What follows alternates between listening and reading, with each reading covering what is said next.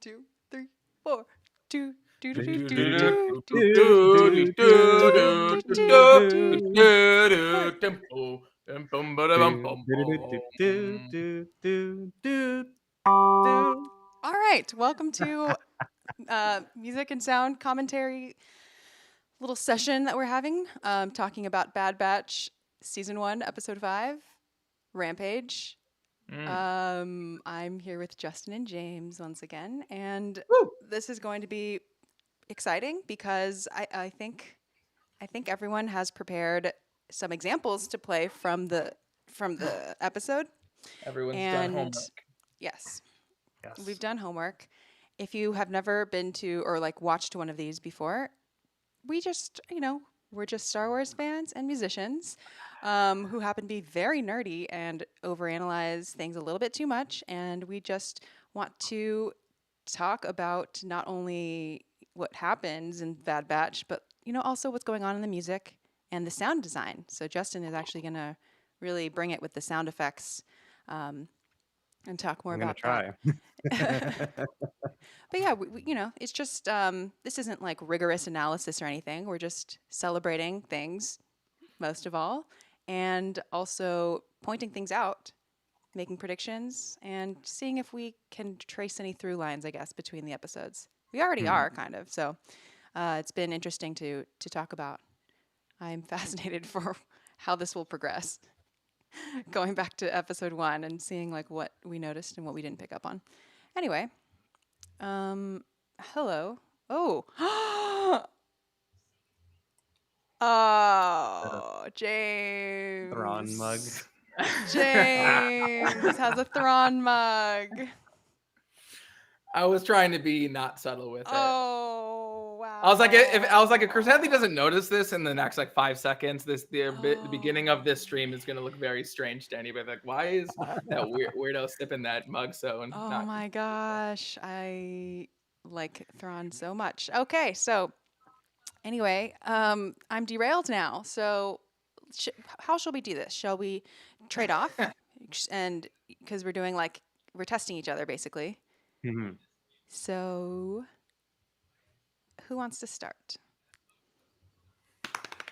I'll go. Yes. Okay. Do it. So I'll Okay, I'm play. ready. I'll play something, and the game is, anyone, just spit it out if you know where this occurred, or you have an idea of what action was accompanying it, or something like that. All right. So here is. Okay.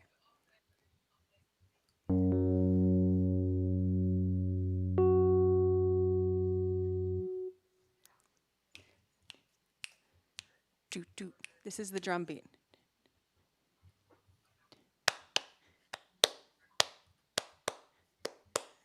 I think.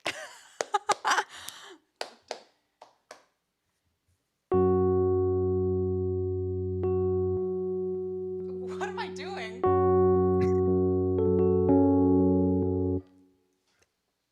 Okay, I'm a little bit embarrassed because that sounds really weird.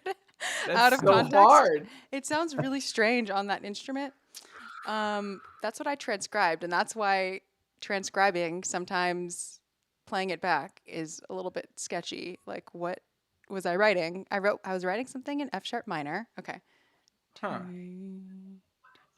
Do do do do do do do do do do do do do do do do, and then it kind of. All right.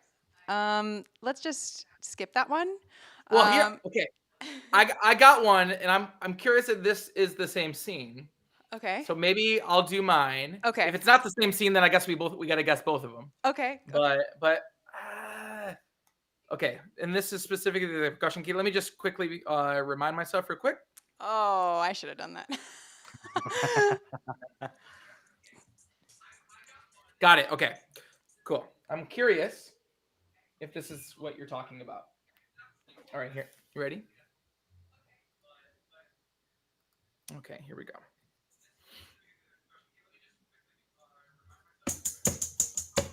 Oh, sorry. Oh.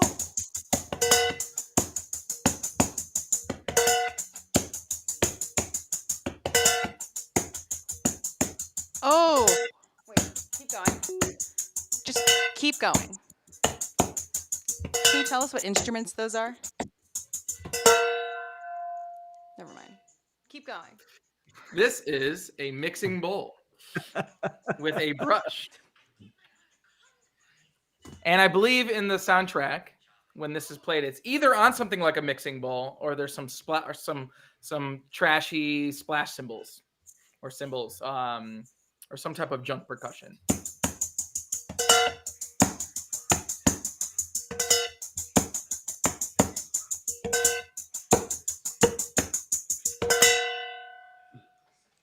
Any ideas?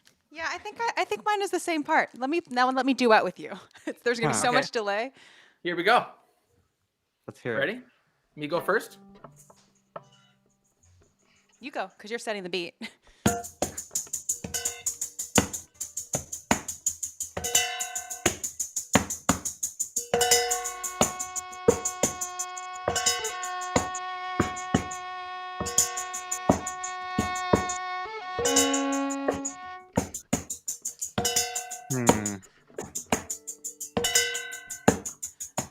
I guess Justin has to guess. And if they're different Yeah, parts, this is gonna be so awkward. And you can find these my- at Target, IKEA, wherever mixing bowls are found. That's a classic. Okay, my best guess right now, because I was specifically listening in this episode for the percussion cues, because those are the Yes. things that either get buried a little bit in chords and stuff, or they just kind of have their little moments. This has to. I felt like this episode didn't have a lot of big percussion moments. Maybe that's kind of what I was hearing. It feels like some part with the Rancor, with Muchi. There's a section over there when things get a little bit more up and actiony, because the one other big percussion part stood out to me, and I know it's not this part. That's my best guess. All right. So the part that I was thinking of was the source music at the beginning. Beginning where? Like when they walk into the bar. Yes, this is the bar scene, and Okay. the groove. This is the groove in Sid's bar, Yeah. and okay. it's got these like trashy percussion parts with a. I think you're playing like the bass line probably. There's like a sub. I'm playing like the bass. main. Yeah, like the. Oh, I'm way off. But your Yeah. notes that you were playing were the bass line, right? Yeah, because Right? then it goes like do do do do do do do do do do like that. Yes, exactly. Okay. Cool. But Justin, I like in later on let me I should know this planet. They are on. Okay, well it's what is it? Something Mantel? What is it? Ord Mantel. Pantera? Or No, I got auto corrected in notes to Old Mantel when they arrived on Old Mantel.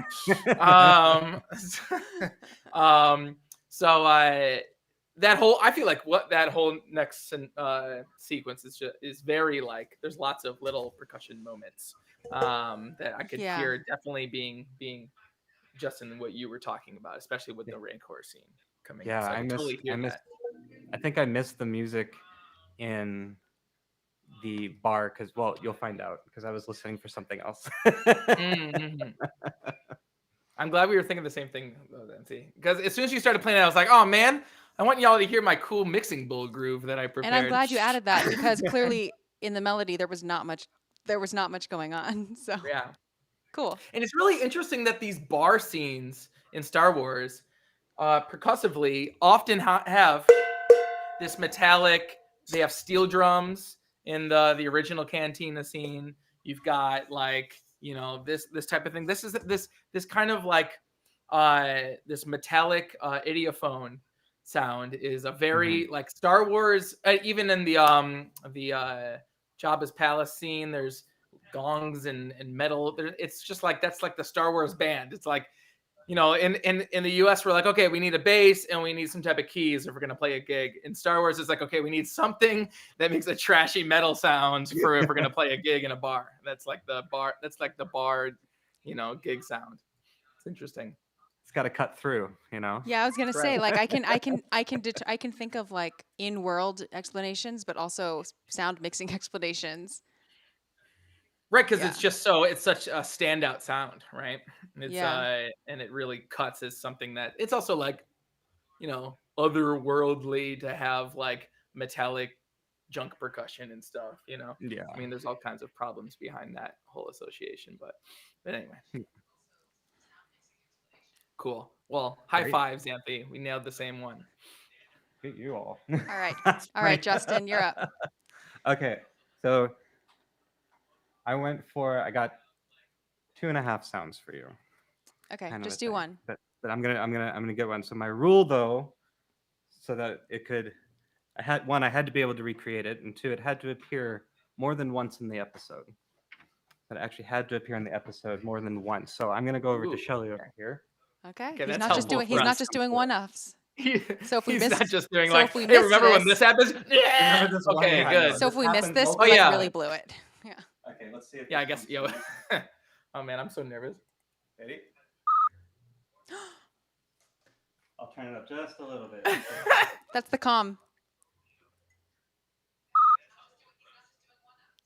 That's the calm. That's the calm.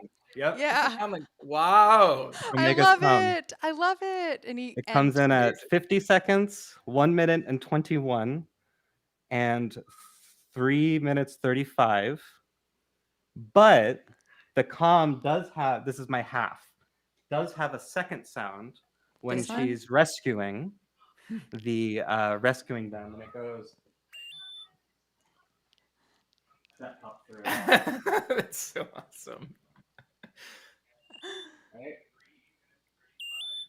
Justin, we're gonna get copyright struck because you're nailing these sounds so exactly to this. I sat there like tuning it. I'm like, come on, it's right there. Dang You're it. nailing it, Justin. Absolutely nailing it. Well done, and well done, Xanthi, to pick that up. I know, right? That was good. That was a good one. I think my Awesome. ears totally jump over the beeps. For some reason, those sounds I never like. They just feel so like, I don't know. It's almost like So the sound embedded of in it. yeah. I'll It's turn so off much my part of the doubler. texture. That's the other part of the calm sound. Yes. So I think I was looking for bigger sounds when Justin had kind of ominously said that he was gonna bring a bunch of sounds. Oh, you're such a drummer. Oh, don't worry. I'm Right. gonna work Waiting up to for the that. big sounds. I'm gonna work up to that. Oh. Ooh. So, in in future talking about episodes. the calm sound, that was such a delightful sound from that episode. And what really struck me was her voice. You know, hearing it doubled in real life and in the receiver, and also just like the panning of like it just was all of a sudden so omnipresent. Mhm. I just liked it so much. I liked it a lot. It's Yeah. I liked her it was very excitement. satisfying way that Yeah. it slices through all the other sound in the scene. It just elevated it. I also feel like whenever whenever Tech speaks, I feel like that also kind of cuts through. But we'll get to that later. Mhm. All right, so I guess I'm up And again. Oh, No, I was just gonna mention the comedy on the comlink as well. I'm sure we're gonna yes. talk about that too, just in terms of the way she uses it was Mhm. hilarious. And like Justin said, her excitement with it, and then then she's like, she's like, oh, Echo, where's your location? And then he's like, it's not a toy, and she's like, copy that. It's not like it's not a toy. She was very very cute with that comlink in this episode. I thought it was very funny. Yeah. Yeah. Okay. So I'm trying to let's see. Should I be nice and go in order, or should I? No, No, no, we've no, no. we've nailed it twice in a row so far. So Okay. I'm gonna pick something from a random spot then.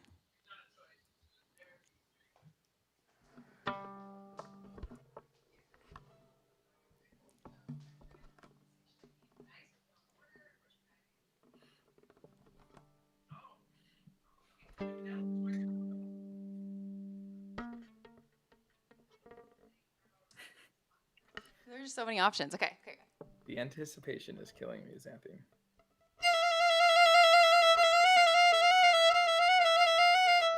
Let me go slower. Can you hear that? Ooh, Mhm. okay. Could you hear that? Okay. Yes, I could.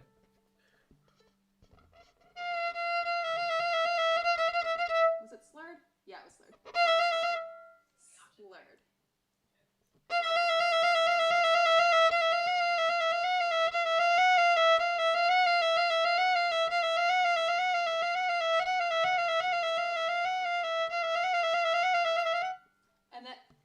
few seconds later.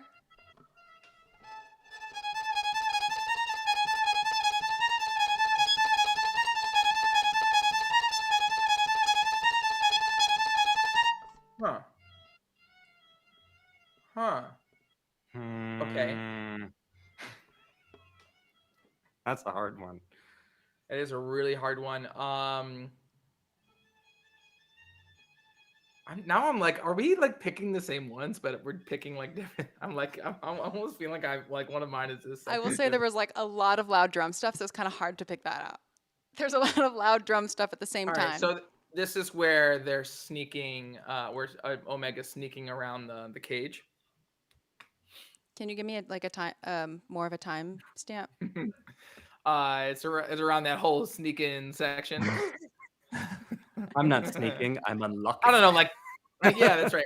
Oh, I was like, oh, I was unlocking. I don't know, like 8 minutes or something like that. No. Ooh, okay, not quite that far then. Justin, go for it. I'm spent on this one. For about, because if it's not the sneaking thing, I was thinking it's still in the canyon. It's still in that area where they're escaping, but not right away. It's not right when the Rancor Muchi pops out. It's when they're trying to capture it, isn't it? You're closer. It's like it's later. Oh, Man. is it when? Okay.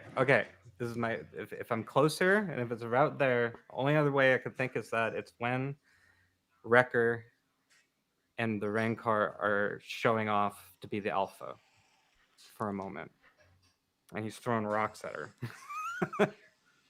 and they're all kind of like slowing down. Yeah. Kind of. Oh, I don't remember. No, I mean, no, I think you're right. I just don't remember the minute like actions of the bat. Like, it's when they're fighting. It's when the Rancor. It's when they're doing Rancor stuff with lots of like shooting and roaring it was the and stuff one like part that. in the episode. But it was Rancor. around like 15:30 in. So yeah. in the last part. Very nice. Interesting. Okay. I felt like that was like felt like a really obvious part to me. We failed. I think we were too. Oh. We were all absorbed man. in our percussion. No, and it's just electronic. we all are just like paying attention to different things, and it's just like because what I wrote in my notes is actually not what was happening. All I wrote in my notes, "Night on Bald Mountain" moment, and it was like the huge thing in my head. Sure. Yeah, and like if I can speak to that a little bit, that section really stood out to me not only because of like the Night on Bald Mountain sound of it, it's not only the chromatic thing, but also there was like sort of bassy stuff underneath, like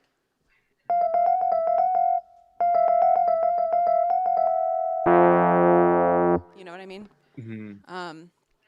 So yeah, that's the very famous Mussorgsky piece, and I Mhm. think it's in Fantasia. Definitely. Mm-hmm. The big Yeah. demon on one, it's really So good. what's interesting is like, okay, obviously the show uses virtual strings, virtual instruments. It's computer sounds, right? Yeah. Yeah. It's always interesting to me, like which sounds sound better, like what sounds more realistic and what sounds less realistic. And for me, that scene, that Bald Mountain part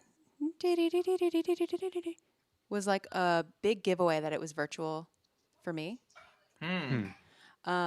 And the reason is because the half steps were so far apart. Oh. So, like, for those watching, like, if you think of, how like the piano keys are spaced evenly, equal temperament, whatever, tempered, but right? On the violin, most of us, most people when they play violin, have more creative, creative intonation, not creative. That's the wrong word. It's just it's a lot more fluctuating, and Mm-hmm. it really depends like on what key you're in and like what notes you're moving to and from, and if you're like playing melody or harmony, and basically just like in my experience as a string player is playing something that goes like this.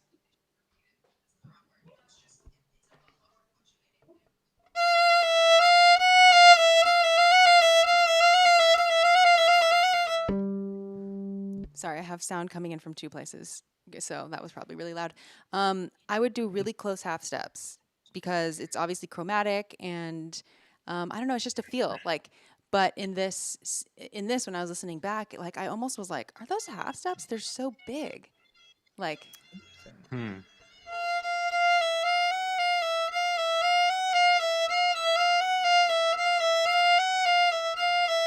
Yeah. So it's like almost like as two opposed equal to tempered. Totally. right. So Well, if I were purposely playing something that was supposed to sound like creepy and obviously very tightly chromatic, because it's like Hmm. only going within those that really small range, it's obviously supposed to sound very like cramped in that range. Like I think most violinists would naturally play those half steps really close together. And hearing it, I was like, that sounds like a piano hmm. because the half steps were so Interesting. far Okay. apart. And so exact to an equal tempered scale. I was reading an article the other day about how these DAWs have really boxed people in to this type of thing. And also at like non-Western music, right? It's really hard to make anything sound like not like to an equal tempered Western chromatic scale, I using mean, any other I type I of think it's tradition like that, yeah. that uses, not that those exact tunings. It's so hard in these DAWs because they're so glued to these this chromaticism, right? I think it's even making things sound. I think that DAWs, digital audio workspaces. I always Hmm. mix Hmm. that up. Um, are also it's not the DAW's fault. The DAW's just the recording tool. It's more like the virtual instrument based composing. Um, yeah, because for reasons. But I would say like even a lot of Western classical music, it also doesn't really sound like that either because Hmm. a lot of Sure. if you hear an orchestra, you won't hear you pretty much won't will never hear equal temperament tuning. I Right. mean, it's just hard. It's like Totally. impossible to play the violin in tune like that. I mean, there's no such thing as in tune. That's the thing. There's no such thing as in tune. And so if you're using a like digital library, um, the mere fact of if a F always sounds like the same F is already not realistic. Right. That's Yeah, and what. if Yeah. you're That's playing what I the was. third of a chord, you're going to be playing it a slightly off tune just to fit and match the other chord members and everything. Yeah. So Exactly. so And here for me, hearing heavy sample libraries, especially with strings, since my ear is really tuned to strings and to feeling the vibrations and like the harmonics involved in string playing. When I hear string VSTs, like sometimes even if I can't point out like how I know it's a virtual instrument, even though if I'm like that sounds good, sometimes I can just feel that something is missing, like harmonics are missing, or like some sympathetic vibrations are missing, and I Mhm. and I feel it because I can't explain it. yeah, Yeah, for me, it's always the articulation that gives it away for me, because especially when you got like a big orchestra kind of thing, no one's going to be like this. The 100 people aren't going to be right on the dot, kind of a thing. So Mm. one, there's no chorus effect, just the natural. Like if everyone's playing very slightly differently, they're going to get that beautiful chorus effect with the strings. But it's the string articulation and horn. For some reason, French horn articulation always gives it away for me. I don't know what it Mm. is. There's something um, too. It's not even that it's too perfect. It's that it's just not right, and it's consistently the same way that's not right about it. There's no drag. There's no vibration, as you were saying, and and also what you mentioned, Xanthi. It's the same thing every time. We're missing that variation. We're too missing much that consistency. natural acoustic variation. So like when Right. the hit chords where it's like the whole orchestra plays one note, boom, those things. You hear too many of those, and you're like, you either cut and paste it, or you've got a really good sample library. Yeah. I will admit they're getting a lot better though, or like getting Yeah, yeah. freakishly good. Yeah, and it's funny because I think some of them are better than others, and so yeah, I think when James and I were watching Resistance, I was like, I think there's just a different sample library being used Yeah. here. Yeah, it's so interesting, so It is interesting. interesting. Anyway, that was mine. Who's next? Nice. All right. Here we go. You Yep. ready? Okay.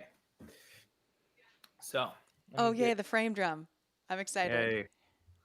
Okay. So let's see. Let me just make sure I got it right. Okay. Here we go.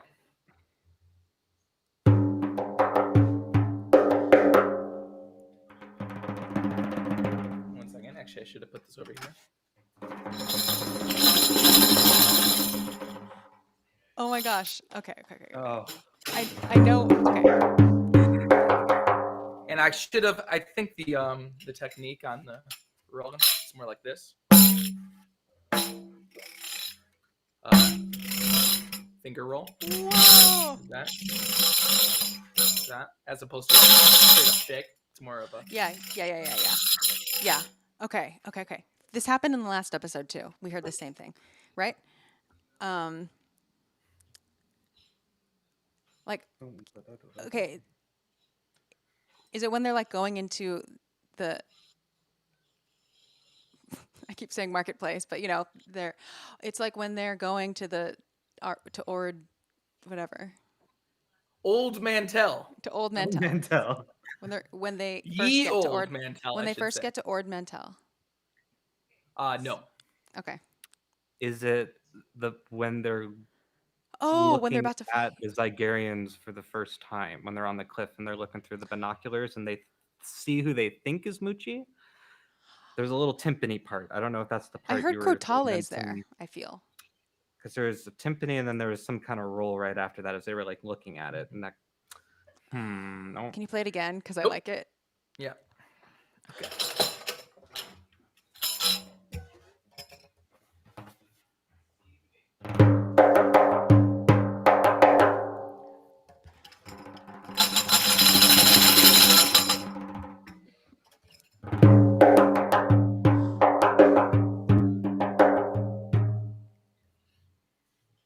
Okay, I'm guessing it's not the part of my notes that says LOL hi-hats.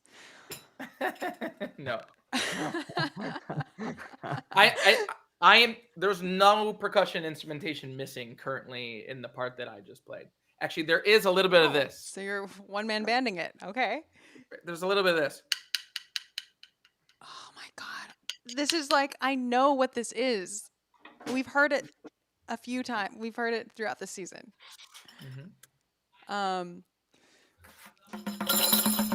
Usually when there's like a shaker It or sounds like something. it's like that. That's when I think of the Western Showdown parts.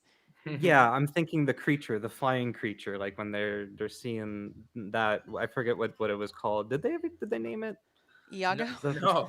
But it might as well have been Yeah. Godzilla, considering the Godzilla versus King Kong showdown that happens at the end of this episode. Yeah, I was just joking about that. It's just basically a kaiju movie at the end of this. It's amazing. Lizard versus monkey again. Yes. I will say that the frame jump is tuned a little higher than mine. Okay. You want any hints? Yeah. Okay, it does involve the Zygerians. Okay. And it involves Omega.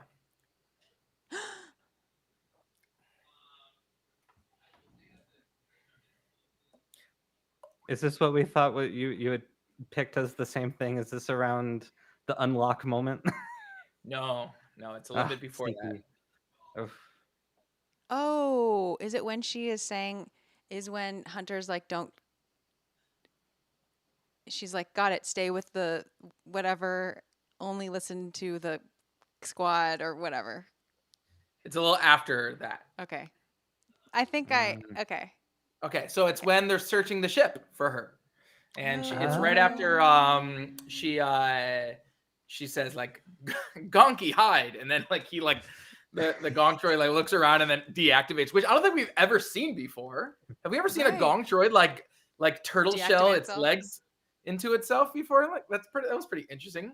There's two things that we realized mechanically in this episode that were interesting. That, and then how Echo gets his helmet on. See that? I saw that. That was cool. It was cool. He's got this, because he's got like the Lobot thing around him, right? And he puts the helmet on it, it Iron Man's itself, like underneath it, underneath his little Lobot headset. It was really interesting. Okay.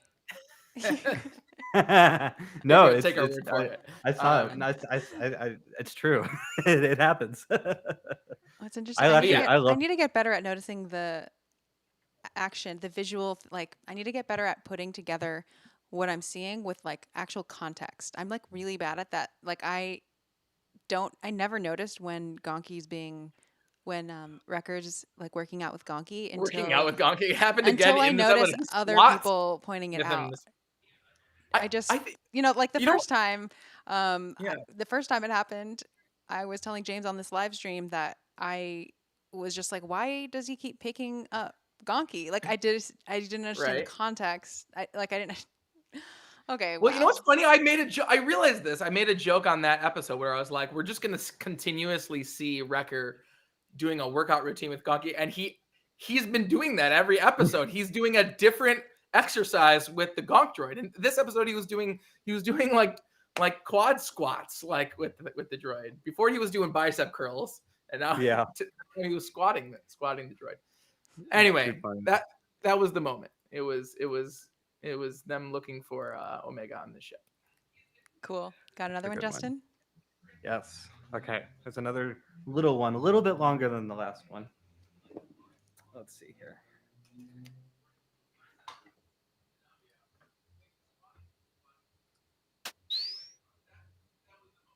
Wait, do it again. This one happens twice. Yeah, this is when the door is opening to at the beginning to go into the bar. No. Oh. No. Is it a door opening? It is not a door opening, but I do understand why you think that. Is it the bow? It's not the bow, but it's close. It's close. I had to sit there for that one, for the bow, and for this one, thinking like they're truly different, but they're different. I'll do it one more time.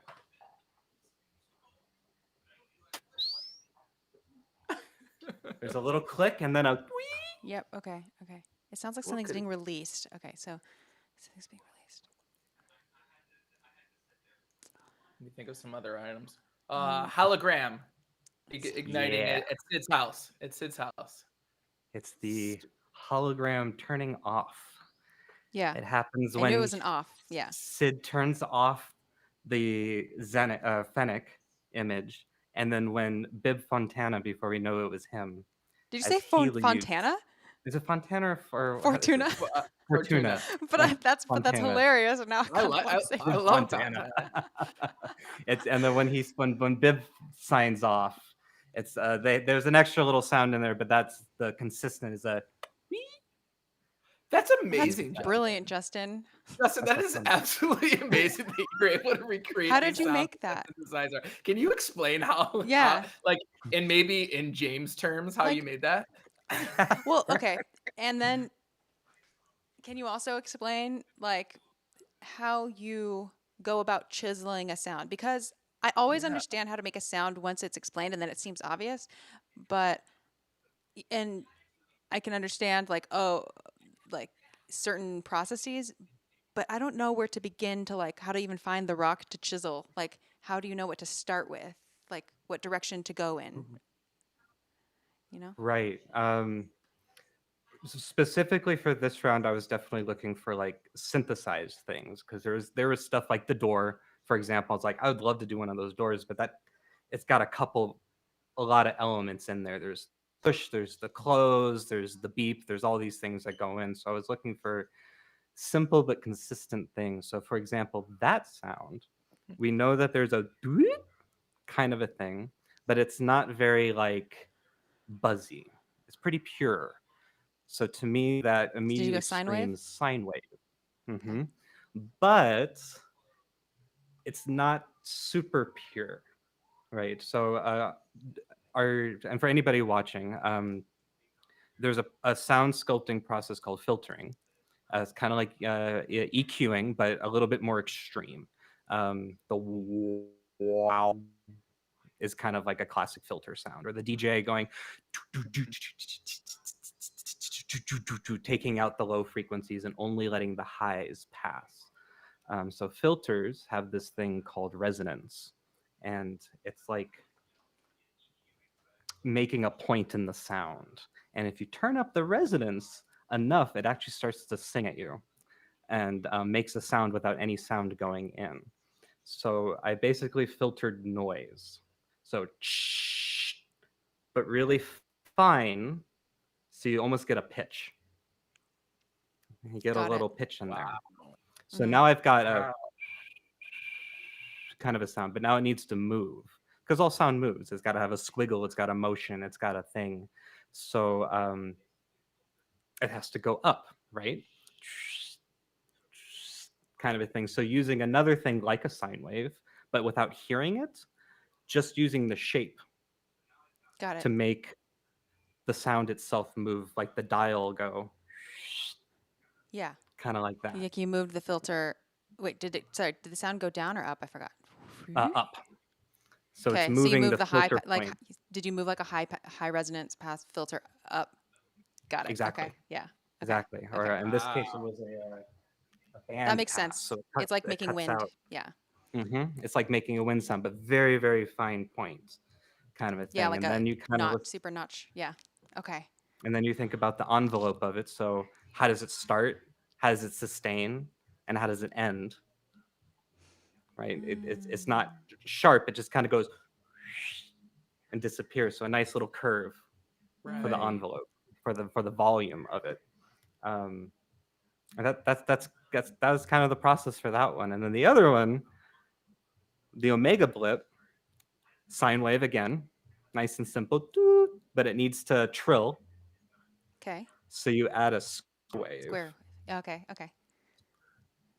Yeah. that very finely to it. So it goes Yeah. really, really fast. Speed that up and it becomes like a little telephone ring. Yep.